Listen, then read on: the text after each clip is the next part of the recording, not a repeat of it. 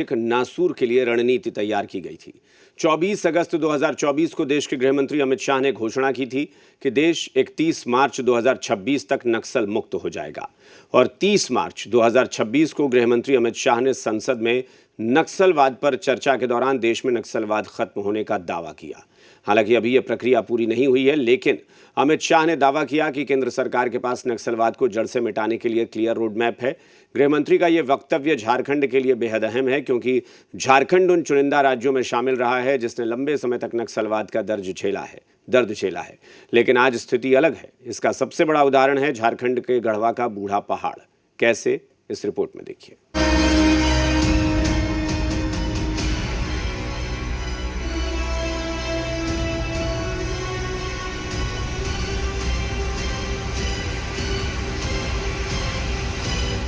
और हमने लक्ष्य किया था कि 31 मार्च को नक्सल मुक्त करेंगे। मैं पूरी व्यवस्था होने के बाद देश को भी सूचित करूंगा, मगर मैं ऐसा बोल सकता हूं, धड़ल्ले से बोल सकता हूं कि हम नक्सल मुक्त हो गए हैं। ऐसा कहने में कोई तकलीफ नहीं। देश के गृह मंत्री का यह बयान 30 मार्च 2026 को लोकसभा में नक्सलवाद के मसले पर चर्चा के दौरान दिया गया, जिसमें उन्होंने साफ तौर पर कहा कि केंद्र सरकार के क्लियर रोड मैप, राज्य सरकार की कोशिशों और सुरक्षा बलों के समर्पण के कारण भारत लाल आतंक से मुक्त हो चुका है। बिहार 24 के पहले नक्सल मुक्त हो चुका था।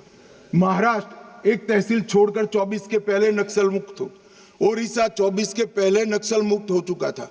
झारखंड एक जिला छोड़कर 24 के पहले नक्सल मुक्त हो चुका था।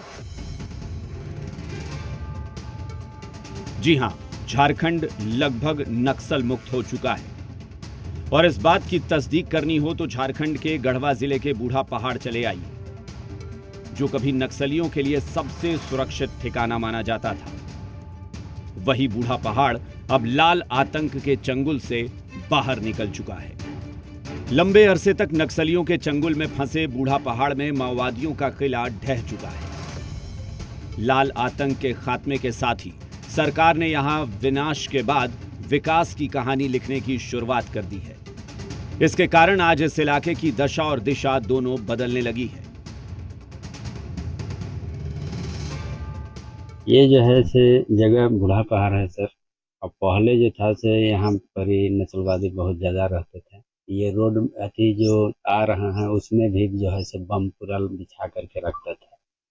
और जब से फोर्स यहाँ पर आई है तब से यहाँ का बहुत सुधार है और बहुत फैसिलिटी यहाँ पर मिला है। बूढ़ा पहाड़ में विकास की बयार बहनी शुरू हो गई है, लेकिन विनाश से विकास की इस कहानी को समझने के लिए आपको थोड़ा पीछे लिए चलते हैं। बूढ़ा पहाड़ झारखंड के लातेहार और गढ़वा के साथ छत्तीसगढ़ का भी हिस्सा है, जो पूरे 52 किलोमीटर में फैला हुआ है। कभी यहां नक्सलियों की तूती बोला करती थी। माओवादी यहां सरकार के पैरेलल संगठन चलाते थे। यहां नक्सलियों की ट्रेनिंग भी हुआ करती थी। हालात ऐसे थे कि पहाड़ की तलहटी में बसे गांवों में किसी के आने की हिम्मत नहीं हुआ करती थी। साल 2018 में पहाड़ की तलहटी के बहेरा खांड में नक्सलियों ने यहां लैंड माइंस विस्फोट किया, जिसमें 6 से ज्यादा जवान शहीद हो गए थे। इसके बाद पुलिस और सुरक्षा बलों ने इसे चुनौती के रूप में स्वीकार करते हुए बूढ़ा पहाड़ को न सिर्फ नक्सल मुक्त बनाने का संकल्प लिया, बल्कि उस संकल्प को पूरा भी किया। धीरे धीरे पुलिस और सीआरपीएफ का बल जो है लगातार प्रयासों से वहां पहुंचा और 2022 में वहां कैंप भी लगा। कैंप लगने के बाद और फॉरवर्ड कैंप्स लगने के बाद तस्वीरें बदली और लोग का एक्सेस मुख्य धारा में भी हुआ। सरकार की योजनाएं भी वहां तक पहुंची। इवन की राज्य सरकार के वर्तमान मुखिया हमारे सीएम साहब भी बूढ़ा पहाड़ में आए थे 2023 में, जहां तक मुझे याद है। और उसके बाद लगातार केंद्र और राज्य सरकार की योजनाओं ने उस एरिया को चेंज किया है। पुलिस और सुरक्षा बल के समर्पण, जज्बे और जिद ने बूढ़ा पहाड़ की पहचान बदल दी। आज इस इलाके में विकास की नई इबारत लिखी जा रही है। स्कूल, अस्पताल जैसी बुनियादी सुविधाओं के साथ जमीन से पहाड़ तक पानी पहुंचाने का काम चल रहा है। मोबाइल टावर के जरिए इलाके का डिजिटल वनवास खत्म किया जा रहा है। वहीं यहां की विलुप्त प्राय आदिम जनजाति के लोगों को सरकारी योजनाओं से जोड़कर मुख्य धारा में लाने की कोशिश की जा रही है। बूढ़ा पहाड़ पर विकास हो, विकास की किरण पहुंचे, इसके लिए राज्य सरकार ने भी बीच बीच में प्रयास किया। अमित शाह ने सरकार को डेट दिया था कि 31 मार्च तक 100% नक्सल फ्री किया जाएगा झारखंड को।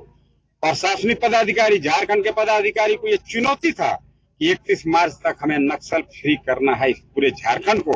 एक्सेसिबिलिटी बहुत बड़ा इशू था और प्रशासन को काम करने में बहुत दिक्कत होती थी। आए दिन जो है वो मौतें भी होती थी, ठेकेदारों से सरकारी कार्य में वसूली की जाती थी। तो इस तरह के तमाम मुद्दे थे और नक्सल का कार्डर भी जो है अपने आप में मैनेज्ड था और ग्रामीणों से नए नक्सल की भर्ती करना ये सब चलता था। तो ये पूरा नेटवर्क जो है कहीं ना कहीं इसको एक बहुत बड़ी चोट पहुंची है और आज की तारीख में एक तरह से पूरी संस्था जो है वो डेड है। यह स्थिति सिर्फ बूढ़ा पहाड़ तक ही सीमित नहीं है, बल्कि पूरे झारखंड में नक्सलियों के खिलाफ अभियान लगातार जारी है। झारखंड में अब नक्सलियों के खिलाफ अंतिम लड़ाई चाईबासा के सारंडा के जंगलों में लड़ी जा रही है। झारखंड में आप देखेंगे अभी कुछ लास्ट एक साल के अंतर्गत सिविल कमेटी मेंबर का 3 लोग का मारा गया है और कई लोग सरेंडर किए हुए हैं और भी हुआ है। अभी सिर्फ जो सरंडा में है वो जैसे सरकार नेतृत्व में लगभग 52 घटना का कैडर्स अभी है। तो जैसे मालूम है कि आप लोग का हमारा लगातार हर बिंदु पर इसमें ऑपरेशन चल रहा है।